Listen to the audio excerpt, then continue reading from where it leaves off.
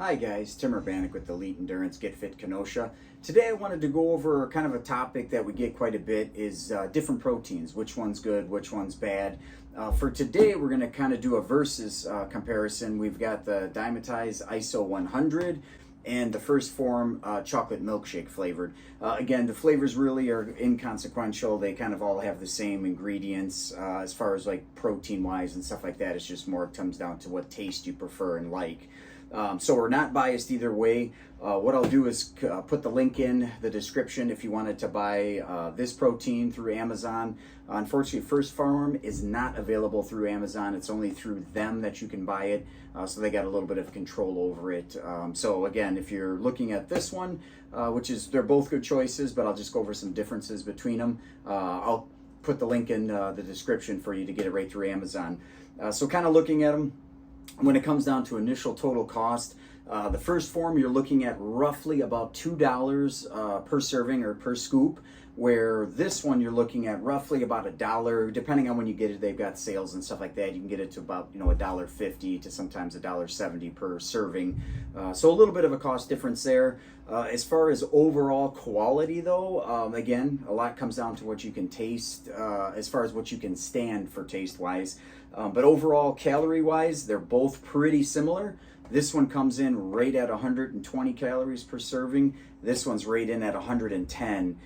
Big thing that you want to look at, depending on your diet, what your goals are, you're going to want to look at overall things like obviously fats, total calories, protein, stuff like that, so you kind of get an idea so it stays in line and on target with your fitness goals.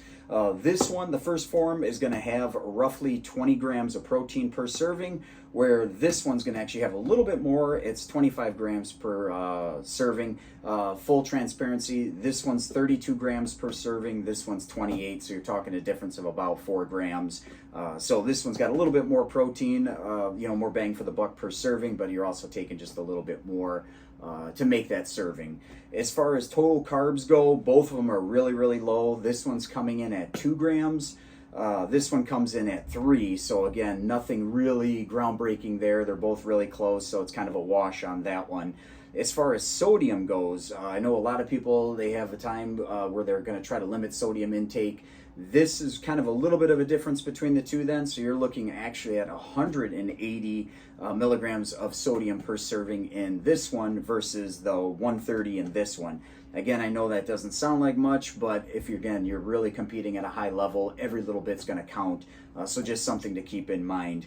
The difference too on it is looking at them, what you'll do is kind of compare to like branched chain amino acids, which are very important. The first Phorm only has 5 grams of branched chain amino acids per serving, where this one actually has quite a bit more. It's got 25 grams per serving.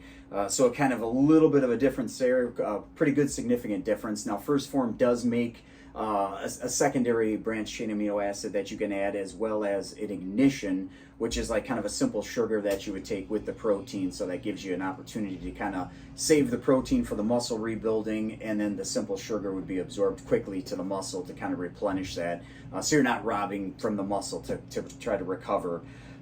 So again, a little bit difference in the branched chain amino acids and stuff like that on them. As far as overall, when you start looking at 3 other comparables like calcium, iron, potassium, again, really close on those. Both have exactly 100 milligrams of calcium in them, so again, a total wash on that.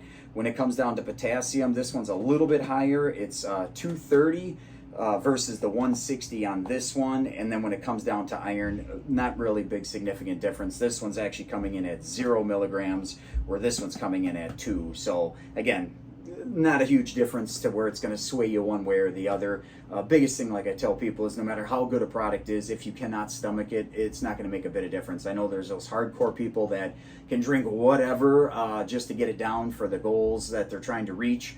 Totally fine, but most people, if it doesn't taste good, they're just not going to stick with something, and it's all about consistency and sticking with it. So for me, I've used both, kind of just testing the waters to see which one works better. With this one, it's kind of a little bit different. It does have a different style of protein in it that's a little bit quicker absorbing as well.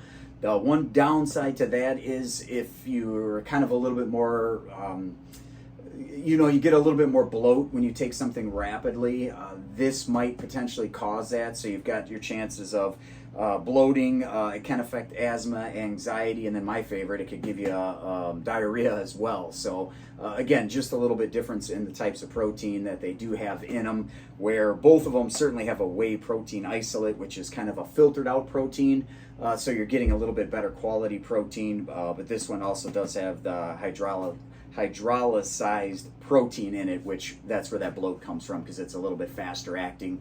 Rules of it is it's kind of put in there so you can kind of recover quicker and get the branched chain amino acids in a little bit quicker as well, and possibly leads to quicker muscle recovery and repair. So just something to keep in mind. Both of them, depending on allergies, they've got soy milk, stuff like that, that's in them. So if you are lactose intolerant, that's why they kind of make that whey protein isolate, to kind of strip some of that out.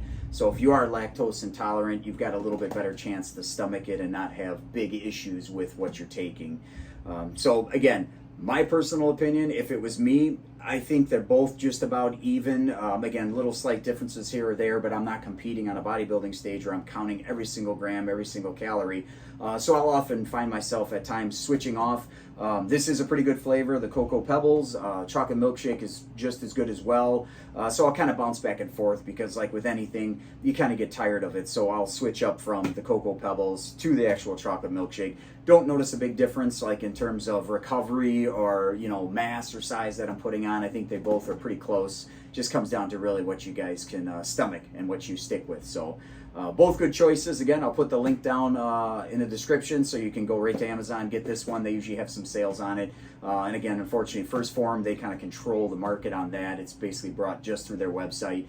And that's where it's a little bit more pricey at times, but they do run sales every now and again. So if you guys got any questions, comments, throw them in the comment section. Let me know what protein you use and how it is, and maybe we can compare that. We're going to look to compare some pre-workouts as well, kind of give people an idea. Again, these are just our opinions. It's not, something that what works for me is going to work for everybody, but it gives you an idea of what we've tried, what we found have worked, and it might work for you, may not, but that's all part of the fun of it, as long as it's within a cost range that's not exceedingly crazy. So be on the lookout for that. We'll get that pre-workout one going as well, so we're probably going to compare two different ones.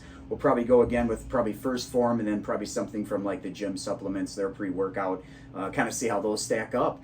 But let us know what proteins you're taking, what pre-workouts you might be taking, if there's anything else you kind of want us to cover quickly, kind of briefly, just to give you a little bit of a recap on what each of them offers and stuff like that. Again, pretty even killed across both planes. This one, again, does have a little bit more branched chain amino acids, a little bit more protein, and at a little bit cheaper cost per serving. So if you're kind of pinching pennies, this could be a good option for you. It'll get you, I think, what you want. They offer plenty of flavors. You don't have to just go with the Cocoa Pebbles. They offer a lot of them. Same with first Phorm, and it's kind of just picking what's best for your palate and what you can stomach. So again, guys, like, subscribe.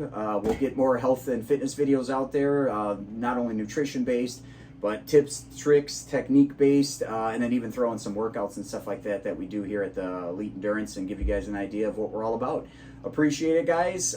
So like, subscribe. If you got some knowledge out of this, please share it with somebody that could use it. We're always looking to gain new followers and help as many people as we can, guys. So thanks. We'll take care, and we'll see you next time. Damn.